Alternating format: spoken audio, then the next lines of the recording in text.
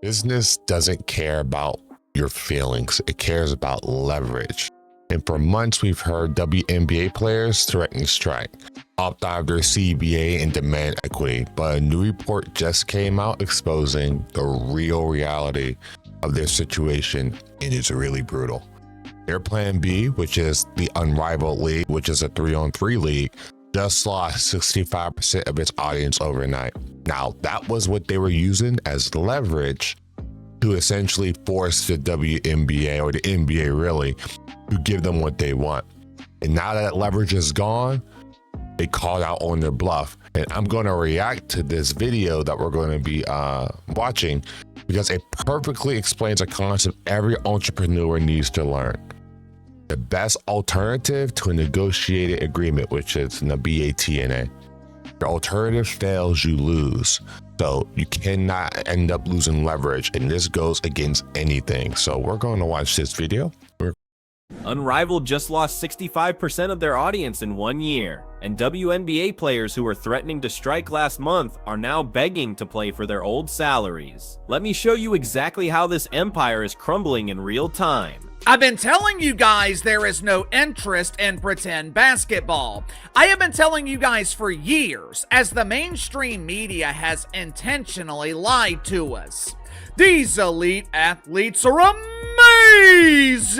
This is the best basketball in the world! Woohoo! The numbers don't lie, and they're absolutely brutal. Unrivaled Season 2 opened on TNT to 107,000 viewers. Last year, opening night pulled 313,000. That's not a dip, that's a nosedive. Yeah, like, they should have understood, and this is one of the things I want to teach when it comes to what we're learning in Beyond the Court, is you have to understand what value you bring. The WNBA really wasn't bringing in any real value. Now, Caitlin Clark aside, there really isn't a big draw when it comes to WNBA. So when you're asking for salaries, and weirdly enough, they even relented and gave them quite a big salary increase, people who had the choice to say yes, no, some of the old guard in the WNBA decided to say no, and they wanted to take chances. And this is really bad business.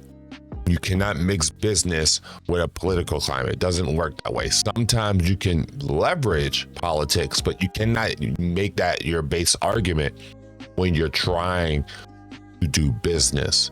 And unfortunately, I'm reacting to this video to try to demonstrate this is not how to do business. Because now you lost all the leverage because you took too long. And now that the numbers came out that Unrivaled didn't do well, unfortunately, the WNBA isn't going to be doing well, or the players aren't going to be doing too well. Off a cliff. And here's the part nobody wants to say out loud. The only draw in women's basketball just proves she's irreplaceable. Season 2 of Unrivaled, opening night. They averaged 107,000 viewers on TNT. That is a 65% decline compared to last year. Because when Caitlin Clark isn't on your screen, nobody's watching. And that's the bad part. That's the reality that the WNBA did not want to accept. Without Caitlin Clark on, no one's watching. And when no one's watching, you aren't going to be able to make money. And unfortunately, the once in a lifetime opportunity they had to be able to leverage Caitlin Clark's fame to push the league forward. And it's exactly what happened in NBA with Jordan.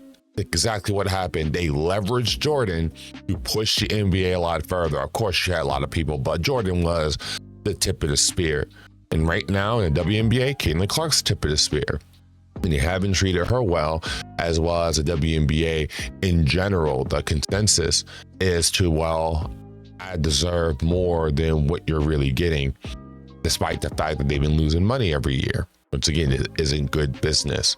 It was much better for them to accept it and then come back at a CBA 3 years later. And if they've done well enough, then they can get what they want right now. But investors are saying, oh, look, there are good things happening. We will give you a quote unquote advance. We're going to increase your salaries. We're going to make airplanes and stuff like that. You're not going to do. You're not going to fly public airplanes. You're going to be private. You're going to increase the. We're going to increase essentially work environment for WNBA players, which I am completely agreeing on. But you're not going to get the revenue split, which is what they wanted, because you're losing money. Why are these investors going to make a massive bet on it might not even stay this way? They should have really accepted this and then bet on themselves 3 years later, because then they could be in much better leverage, especially if the league kept growing at the rate it was doing now. Then they can demand, yeah, we want revenue split now. We had 4 or 5 years of showing growth, of consistent growth. Hey, now we can get our essentially get our salaries that we want. But they showed their hand way too early, and unfortunately, now these investors or these owners are saying, we're not going to do it anymore now because your alternative is failing, and now you lost all your leverage. Angel Reese, not Paige Beckers, not Asia Wilson, or whatever her name is this week. Unrivaled is paying Paige Beckers $348,000 to generate 107,000 viewers. Do the math on that business model. I'll wait. TNT spent millions promoting this league. Mainstream media told us women's basketball was exploding. They sold us a narrative that elite athletes deserve our attention and our money, but the audience spoke, and what they said was devastating. We don't want more women's basketball, we want less. Now let's talk about why Unrivaled was really created. On the surface, it's about giving WNBA players leverage. It's about providing them options so they can demand better contracts. Noble, right? But there's one tiny problem with that strategy. Your backup plan has to actually work. Unrivaled was supposed to be the ace up their sleeve during negotiations. WNBA players would walk into that boardroom knowing they had somewhere else to go. They'd threaten to leave. They'd demand 30% of gross revenue. They'd stand firm because Unrivaled would catch them if they fell. Except Unrivaled isn't catching anybody. Real quick, that's actually a really good business strategy. Be able to have a backup plan so you can say, hey, I don't need you. I can go somewhere else. I have other alternatives. I don't really need to have to deal with you. So you need to respect that I could leave, which is actually what got them the contract that the owners originally gave, because they thought Unrivaled was going to be great. But like I said, like what this guy's going to mention, didn't go too well, and they waited too long. They should have jumped on the opportunity, and then 3 years later, then asked for what they want. But they would have all gotten at least what? From what I've been reading, what, 300% pay raises, $1 million contracts. Like, I mean, that's better than what they deserve. If I'm being honest, outside of Caitlin Clark, you're not bringing in that type of money. I mean, you making more than I was, and I know I'm better than all these players, every single one of them. I could dominate all of them, but I wasn't getting paid that much. So that's the difference. It's that you should have understood where your leverage lies and when to bet on the future. And this is a situation where they should have bet on their future and they didn't.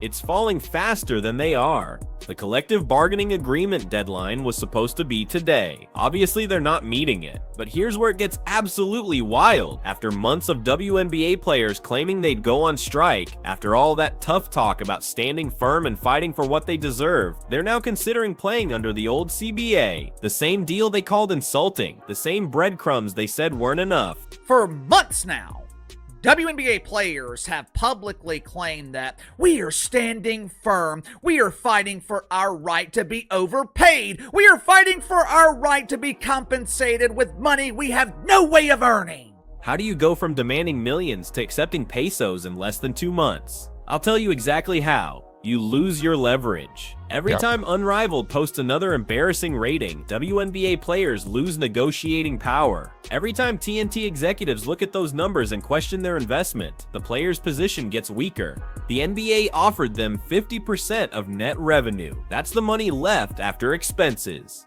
Sounds fair when you're a league that's been losing money for 30 years straight, right? But WNBA players rejected it. They want 30% of gross revenue. That's the total before expenses get subtracted. Under that proposal, the league would lose $700 million, more than they've lost in their entire 3-decade existence. Let me break down this insanity. The league is offering them million-dollar contracts. That's literally what they originally asked for. But now they're so entitled, so stubborn, so convinced of their own worth that they'd rather play for their old salaries than accept what they demanded in the first place. Last time I checked, the electric company doesn't accept beliefs as payment. Your landlord doesn't care about your principals when rent is due. And you know what's beautiful about all this? The market is doing exactly what it's supposed to do. It's telling us the truth. All those articles about women's basketball growth, illusion. All those claims about new stars emerging, fiction. The growth wasn't real. It was going from nothing to slightly more than nothing, while media pretended it was a revolution. Think about what playing under the old CBA means. WNBA players could strike at any moment without notice. The league has zero incentive to speed up negotiations. Why would they? The product on the court already tarnishes their brand. Let these players show everyone how replaceable they are. Let them walk. See what happens. And this right here is the relentless business strategy of these owners, is that now you played your hand, you lost, and now they have all the keys to the castle. So no, I guarantee they're going to let them bleed and let them bleed and let them bleed. Now, because they're women, I don't think they are going to let them bleed too long. I think they are going to give them an out, because any other real business, they will already be bankrupt. They will already be gone. You just see all these investors keep throwing more and more money to women's sports in hopes that it will turn into something. And hey, that's their money. That's still how they want to invest. But in this situation, they're like, you just bit the hand that fed you. So now we're going to let you bleed.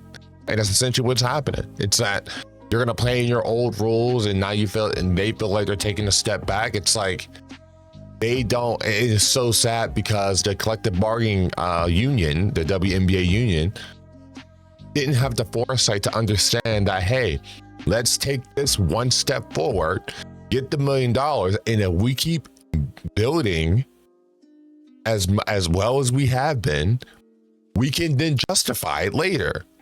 But you don't have the leverage to be able to do something like that. I mean, the best analogy I want to use is gaming references. Like, you're fighting a level 100 boss and you're only level 20. Like, it doesn't work. Like, you're gonna get crushed. In the moment you lose all your items and all your stuff, now you find out you don't have anything. And this guy just looking at you about to one-shot you. That's exactly what's about to happen. They're about to get one-shotted. But seriously, it's really, really unfortunate, because there are some people, the women who were going against this, should have said something. You being quiet, you are implicit into this. And now you're going to be in another situation where after WNBA, you're going to go overseas to make a living, et cetera, et cetera, et cetera. Now your life isn't, your professional life isn't going to be as well as it could be, because you did not speak up and say, hey, we need to accept this and then bet on ourselves. We need to work together, play well, give something that these audiences are looking for. And if we can do that, we will have the justification to ask for more later. But the thing is, you're already getting a massive pay increase anyway. But like the video said, if you're so entitled that you believe you deserve more, well, it's game over. Unfortunately, especially for sports, it's about the money, and you're not bringing in the money. And I'm glad that now we can actually say that. We can't know, back in the day, we couldn't say this, but now reality is going to smack them in the mouth. And now they're just going to be, making their $200,000 a year. Here's what nobody's saying, but everyone's thinking. The only thing keeping the WNBA alive is NBA subsidies. Billionaire owners have been patient. They've invested millions into a league that generates nothing but losses, complaints, and problems. But that patience has limits. And with Unrivaled proving there's no alternative market for these players, those limits are being tested. Nafisa Collier can talk all she wants about sustainability. Brianna Stewart can promote Unrivaled as the future. But when your opening night loses 65% of last year's already mediocre audience, the writing's on the wall. TNT can't keep throwing money at a product that can't draw flies to fresh garbage. The WNBA has one advantage over startup leagues: longevity. They've survived 30 years of losses because the NBA kept them afloat, but surviving isn't thriving. And now, with every alternative league failing, WNBA players should be grateful for what they have. It's sad because that is the reality. They have longevity because NBA has willed it. They have allowed them to run a loss because the NBA is making enough money. And I'm not saying that, oh, well, we're looking down at women's basketball. No, the reality is you need to look at the situation you're in objectively and say, okay, we're losing money. How can we find a way to provide value to people that will bring in more revenue so we can get what the NBA has? And it's sad that, and for some reason, a lot of people in situations like this don't have any humility. That's what it requires. You need to have humility to understand where you are in your life. And since they didn't, they might potentially go out of business and you won't have a league anymore. And then you're going to cry and complain you don't have a league no more, which at that point, no one's going to care because it's on you to build it. And let's be honest, women in general aren't going to build this. They're not going to build the entire league. They're not going to do that themselves. The only reason why they have a league because the NBA decided to give it to them. So to be able to boast that you're doing all better than NBA players, how you deserve to have more than NBA players. It's like, I'm not even in the NBA no more, and I can school every one of these guys, every one of these women, every one of them. I will crush all of them, Brittany Griner included. I mean, Caitlin Clark maybe, but like, no, it's you can't say I'm the best, we do all this, and the value you're providing isn't showing it because you're not making the money. That's the reality. And these business owners know that.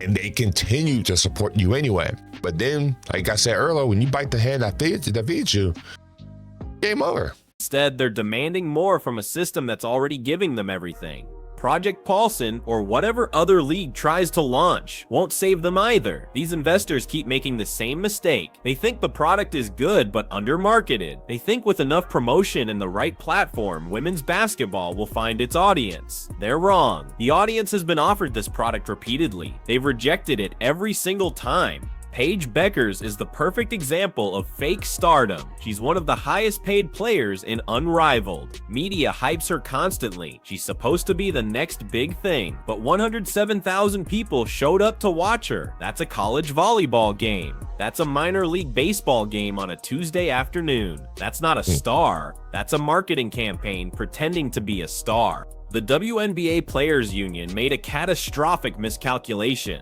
They thought Caitlin Clark's popularity meant the entire league was rising. They thought one generational talent meant every player deserved generational money. They convinced themselves that correlation equals causation. Now reality is hitting them harder than a Brittany Griner elbow to the face. If the 2026 season happens under the old CBA, watch how fast the narrative changes. Yep. The same players talking about solidarity will be the first ones taking individual deals. The same athletes demanding equity will realize equity means splitting pennies. When your beliefs don't pay the mortgage, beliefs get flexible real fast. And let's address the elephant in the room. The NBA doesn't need the WNBA. Not for publicity, not for social credit, not for anything. It's charity wearing the costume of a partnership. The moment it stops being worth the hassle, it ends. It's legitimately a charity. That's why it exists. And that's where I believe these women should have humility to understand. Not saying they can't find opportunities, so they can, but you have to have the humility. And now that you don't have it and you've shown the people who are giving you charity, well, we deserve more, then how ungrateful can you be? So now you have potentially lose all opportunities. And what makes it worse is that other women who probably don't feel this way are going to lose that opportunity as well because of the actions of a few. WNBA players keep pushing like they have leverage. They don't. They have the illusion of leverage, and that illusion is shattering with every Unrivaled broadcast.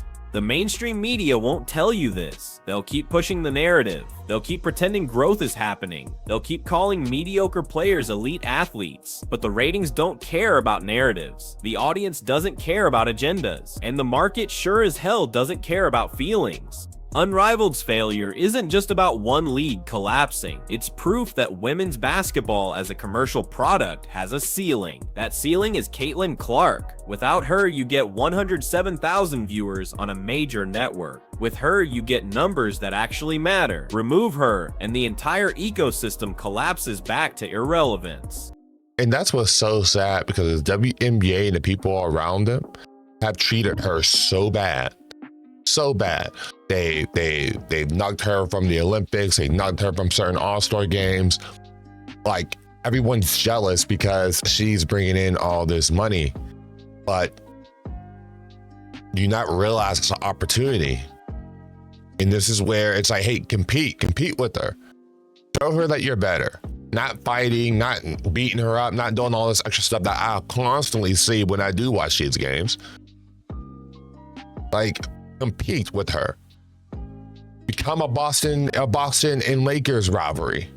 Like, build a rivalry, which Angel Reese kind of was, but Angel Reese isn't a basketball player in my opinion. She markets herself completely differently than a basketball player. Caitlin Clark is the reason why you're there, but once again, you treated her so bad. To me, it was inevitable this was gonna happen. Because you're destroying your golden goose and then complaining when it's gone. Just to find something to complain about, which is what most of these women basketball players are doing right now. They're complaining that they're getting opportunities or not getting opportunities they believe they're deserved. You aren't deserved anything. Like, you have to get it yourself. You have to acquire it yourself. You need to make room for what you want in this world. Nothing's ever given to you, though. Of course, you have charities like this where they are. But in my eyes, when it comes to business, you can't ever assume that. If you have real leverage, real value, that's when you can negotiate. Don't overextend. Get what you can. That's a good deal for you now. And then continue to bet on yourself. Because when the next negotiation comes and you brought in 200 times the viewership than you did the last contract, now you can ask for even more. So here's what happens next. WNBA players accept something close to the old CBA, or they strike and get replaced. Unrivaled either shuts down after this season, or limps along burning investor money until someone pulls the plug. The media keeps lying about growth that isn't happening. And a year from now, we'll be having this exact same conversation because nothing fundamentally changed. The house of cards is falling. The emperor has no clothes. Pick your metaphor, they all apply. Women's basketball got handed a golden opportunity with Caitlin Clark. Instead of building around her, they resented her. Yep. Instead of capitalizing on real interest, they demanded fake interest count the same. Now they're learning a lesson the market teaches everyone. Eventually, you're worth what someone will pay, not what you think you deserve. Comment below, should WNBA players take the old deal or strike? Because at this point, I'm not sure which option is more embarrassing. They're both bad. They're both bad. To be able to, doesn't matter what choice you make, at this point, you lost all your leverage. You lost it. It is what it is. So, and there's really nothing you can do. I wanted to bring this up because I've been seeing this constantly on my timeline, and this relates to even overseas basketball. You must understand the business. You must understand the value you bring to these corporations or these organizations and clubs when it comes to basketball players. You have to understand it. If you do not understand your value, you are susceptible to do something just like this, where you overextend, not realizing that, hey, they don't need you for all that much. They have a million other athletes they can go for. And this is where if they strike, it's not gonna matter. Just the same thing that happened with the Starbucks union. Same thing that happened with what was it? Not the coffee union. I mean, there's so many other quote unquote unions they're trying to create. But if you ever look, the last real successful union was a dock worker strike, because they need dock workers to get rid of all the merchandise and stuff they need to get the entire country running. That's real leverage. They stop working, billions and billions of dollars are lost for every day they don't work. It's real leverage. You got to get yourself in a position where you are in that position, because then you can say, now we deserve more. But baristas, what leverage do you have? We can hire another barista. WNBA players, what leverage do you have? We can bring in other players outside Caitlin Clark. Like, I can go on and on about examples of this. You have to have real leverage to make these corporations respect you. I mean, the sad part is, when it comes to this WNBA, they did have the leverage and they got a contract over it and decided to say no. So I just wanted to say that, with my experience being a professional basketball player, we need to avoid doing what they're doing. And that's basically what I wanted to say. So thank you very much. If you like content like this, please hit the subscribe button. And other than that, see you again soon.